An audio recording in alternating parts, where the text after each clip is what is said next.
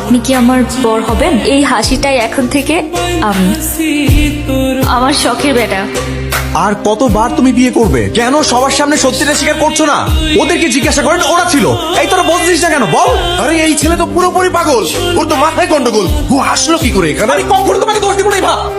তুমি শুধু একটাবার মনে করার চেষ্টা করো। কে কে হোমওয়ার্ক আনে নাই সুন্দরভাবে হাত তোলো। বলেছিলাম না ম্যাডাম জানতে পারলে তোকে মারতে মারতে মেরেই ফেলবে। আমি কি তোমাদের কখনো মারি? একদিন মারলে বিচ্চুর মতো দুষ্টু ছেলেরা সোজা হয়ে যাবে। এই তুই চুপ থাক, নয় কিন্তু আবার মার খাবি, তারপর কাঁদতে কাঁদতে বাড়ি যাবি। সুহাসিনী, তোমায় প্রথম দেখেছিলাম এক রোদ্দুর সকালে। কিছু গান প্রথম শোনাতেই যেমন হৃদয়ে গেঁথে যায়, তোমাকে দেখাটাও ছিল ঠিক তেমনই। ওমা, এটা তো আমার বডি। তাহলে আমি কে? আপনি এখানে? তাহলে আইসিইউতে? আপনি যেভাবে অবাক হচ্ছেন আমিও ঠিক একইভাবে অবাক হচ্ছি, কিন্তু আমি আপনার থেকে 3 গুণ বেশি অবাক হচ্ছি এটা ভেবেছে আমি তো এখন কোমায় আছি।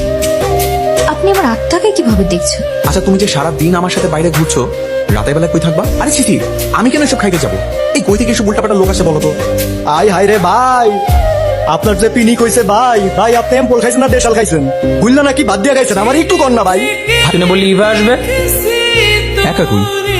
ইভা তো আমার পাশেই বসে আছে। কই কই বা আমি তো কাউকে দেখতে পাচ্ছি না। তুমি কিন্তু আমার শুধুই বন্ধু। হ্যাঁ বন্ধু তো। তুমি আমার সব ইচ্ছা কেন পূরণ করছো? তুমি আমাকে বন্ধু মনে করলেও তুমি কিন্তু আমার প্রিয় মানুষ।